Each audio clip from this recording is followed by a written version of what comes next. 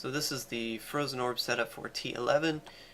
This does require Halo of Carini in some shape or form to have dropped for you in the leveling process to be able to build out this build. So if you get lucky with the Carini, this is one of the options you can consider. It is basically Firebirds. We have 3 skills to ignite: Forked Lightning, we're using Magic Weapon Ignite, and we have Blizzard Apocalypse. The difference with this build is you have to manually cast 2 of these to be able to ignite your Firebird 6-piece on elites, and it is particularly an elite hunting build, though you can, on occasion, once you have ignited an elite, shoot your orbs off into, the other side of the screen where there might be a pack of density on the other end. That's something you can do. I wanted to use Magic Weapon Ignite in this setup because putting a 3rd skill here seemed a little clunky.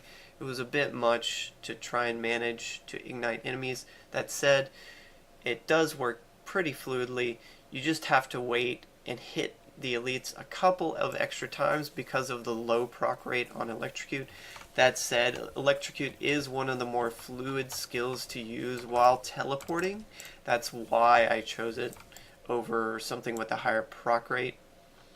So that's why that's there. This said, Blizzard does have quite a good coverage, so you should only have to cast it once or twice when you engage, a pack of elites or multiple elites. It is very heavy hitting. The Frozen Orb, once you get your elites ignited, is very strong. It will kill things quite quickly, and it is quite enjoyable. This is a mobile build. As I said, you could use Illusionist in between your teleports if you want to, to run instead of regenerating resource. I assume at this point you will not have found a Shaman Del Seer. This item does boost the utility of the build quite a bit, just because you're able to attack quicker and regenerate that resource. But at this point, I assume you will not have found that item, so I slot Prodigy and Astral Presence to keep up the resource. You could swap out one or both of these if you do have a Shaman Del Seer, just keep that in mind. But this is the base build. To keep at that resource, you ignite your elite, and then you maybe pour it out to be able to hit them, and you shoot. Blow them up with Frozen Orb. Quite efficient to get you through those maps. Just remember to keep up your Triumvirate buff before tossing out those orbs. You will have had to found the Unstable Scepter while you're leveling up.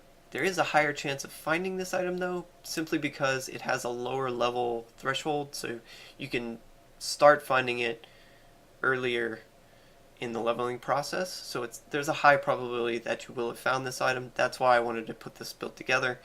But the downside here is that you would have to cube that item, probably because you would want to keep your Aether Marker, I think, over the Unstable Scepter and be able to utilize that max. Unless you find an Ancient Unstable Scepter with a good legendary roll, I think you would want to cube the Unstable Scepter for that max legendary effect in the cube. That's one of the other downsides. So, finding Carini is one. You would have rolled Blood Shards on sources anyway, so that would have come. You would have rolled Death's Breath on wands anyway, so you probably would have found an Aetherwalker at that point. But, having to cube a second item and spend an extra resource in season is quite a downside. So just keep that in mind.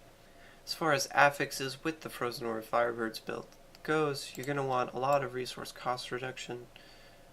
Arcane Power cost reduction on gear helps out quite a bit when you're dealing with managing resource. So you're going to want Topaz and Helmet, you're going to want that resource roll on shoulder, and all the Paragon you can muster into resource cost reduction.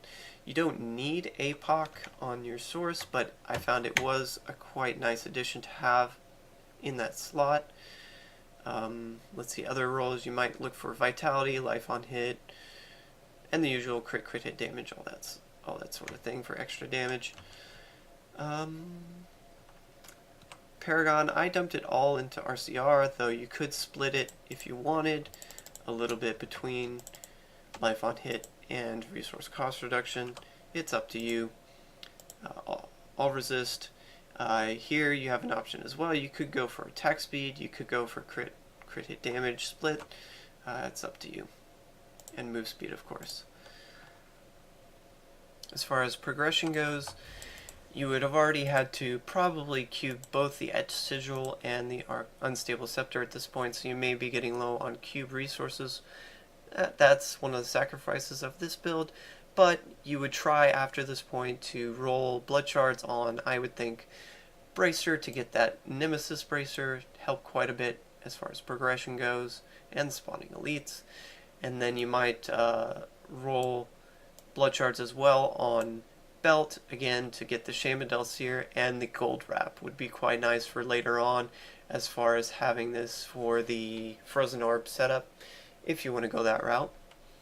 And then I would start rolling your Death's Breath via the Upgrade Rare Cube recipe, the Hope of Cain recipe on Pants to get those Tal Rasha set items in play to get you transitioned off of Firebirds and into a Tal Rasha build. I recommend, if you're going this route, to then transition to the Frozen Orb setup, Tal Rasha.